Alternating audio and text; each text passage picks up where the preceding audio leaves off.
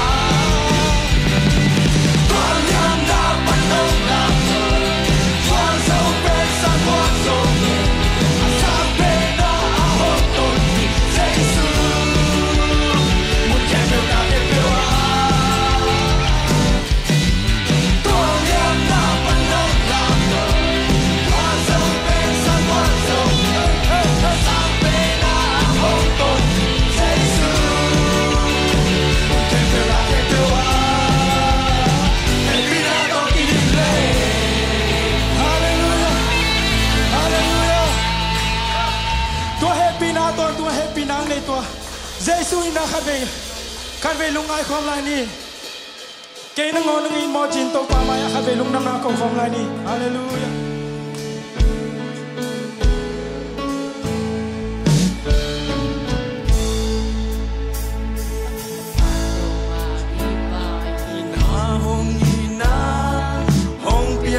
Xiang châu sung ba hong yên ta lại xiang châu sung a chu a ngai bạc bê giê xu in kê hong in na ma hi bê giê xu hong in man ca noa pa hi kê hong in hi kê hong in hi giê xu hong in man ca noa pa hi kê na ngon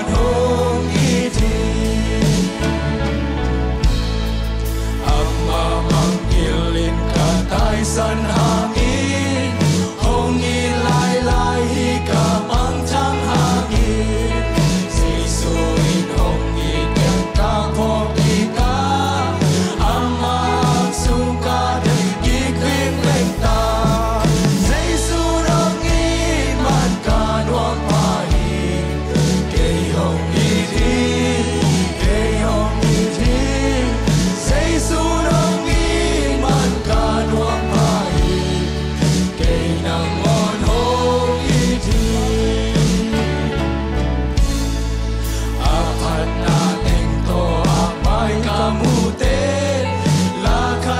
sa chei đi ôm ki chi le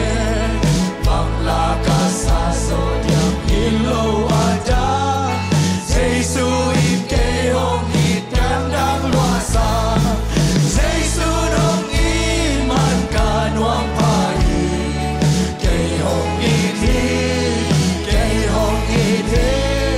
Giêsu dong in man ca noang pa hi ke nang ngon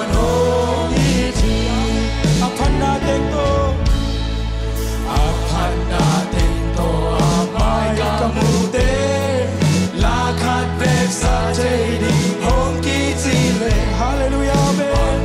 tu ni sang te sai su na ngi thi lo wa tu ni no i thi sang te tu ni mi te ma ma ke so mi te ma ma chi so sai su na ngi tu ni sai su ni na kha te na lu ma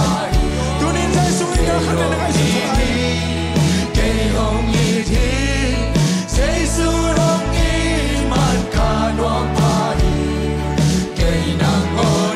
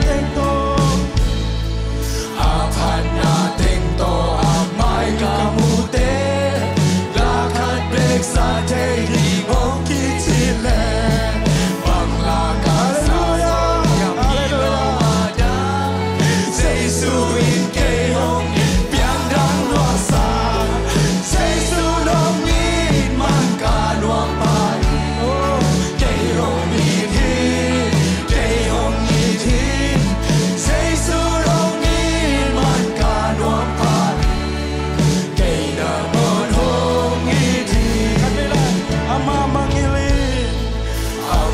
manghiling ka taisan hangin, hongi lai lai ka mantang hangin, seisuin hongi kien ka poki ka, ama ang sungka yekik ving ving ta, seisun hongin man ka nuang pai, kei hongi thi, kei hongi thi, seisun hongin man ka nuang pai, kei nang ngon hongi thi, seisun hongin, seisun hongin man ka song ka i thi, ka ka happy, ta đi ngon cùng, hongin man i sing la te tung si ya, tua hi cha hongin ape ta, seisun hongin man ka nuang pai, kei hongin thi, kei hongin thi, seisun hongin man ka nuang pai, kei nang ngon hongin thi,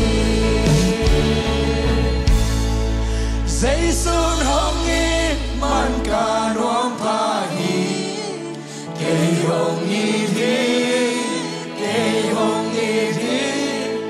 seisun hongin man ka nuang pai, kei nang ngon hongin thi, hongin na kam gen zo hilo, hongin na kam gen zo hilo, seisu in kei ma hongin na kama gen zo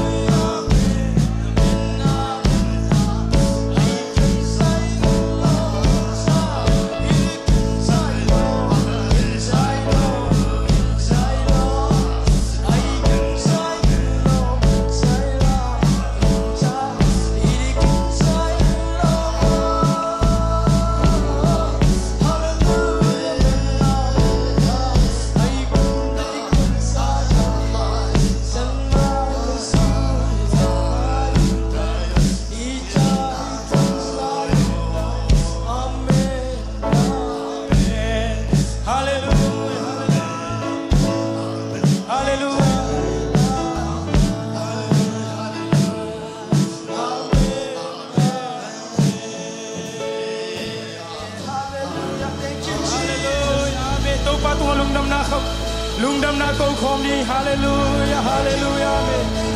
oh amen amen amen hallelujah to pa lung dam ngai to pa lung dam ngai hallelujah amen amen hallelujah tunin to pa nung idi sanggam te tunin to pa nung idi oh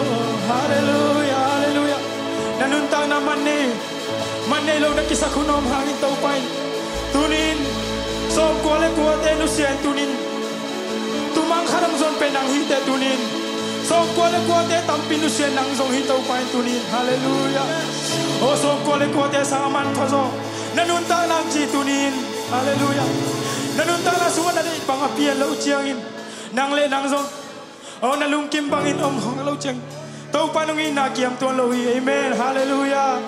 hallelujah hallelujah to panungi di sanggam te to panungi di hallelujah iki pamate khat ve thuke salani iki mi pamate kianga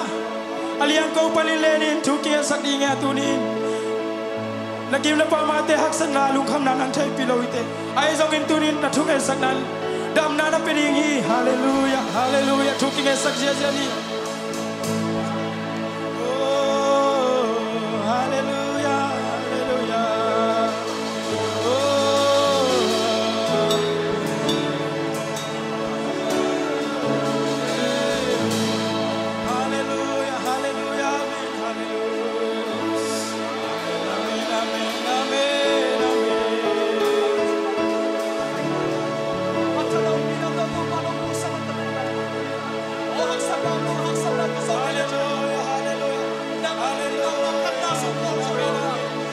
Bakhan ve ho pilai di ngiang to bakhan ve ho pilai di ngiang thungen na tom loi to bakhan ve ho pilai di sangam te oh phana biak biak na chiang to lung kim lo di tuni to pa mama oh thungen na tom loi oh hallelujah hallelujah kapo pisung ko nang manglian to pa oh hallelujah kimle pam pa na tom la tom te oh to pa na po binang mantunin hilai ngem sugin tau pa oh khasungonok samna khasungonel na ka samui tau pa khale khat kitel siam na oh khale khat tau pa kina oh hallelujah hallelujah amen amen kasiam thorang makong samui lai mana hallelujah hallelujah hallelujah tau pa tu ko na khabe nei khom la dia thungen lai tu ni thungen lai nanutang na suana tu te oh tau pa mai im lo dia sakam te oh tau pa mai im lo dia pula khalai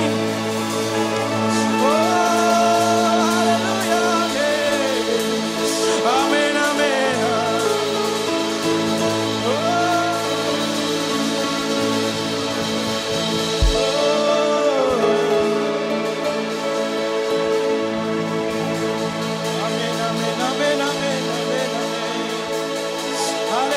hallelujah hallelujah amen amen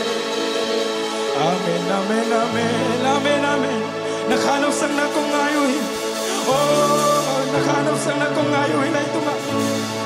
oh hallelujah amen amen zayon late khalate ito nang makong sabki ko ito pa hallelujah amen amen amen amen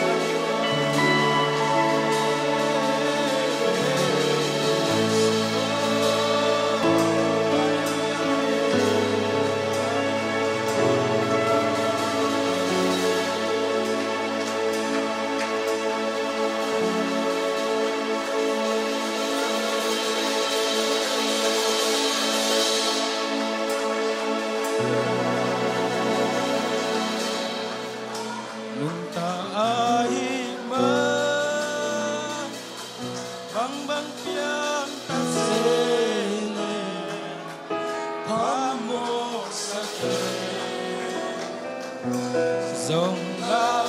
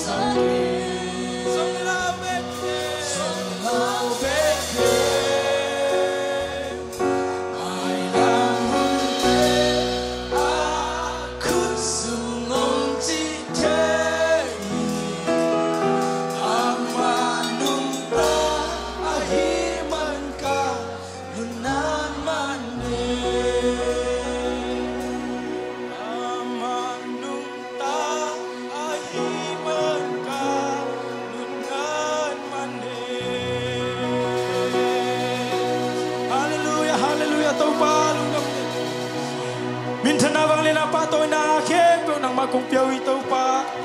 Dunin hilay mo na to pa o panabiyag-biyag na tayo siya nung guwasok ni manilong na mong nang main ka na ilay hu. Vai kem pe hulen ite. Kigening tu tayo songin kisading latin na ziyale na tong bangin na day na bang makailay tayo chin. Lungdam kon sa isu namin suangin kung kiyap kiguhi. Amen.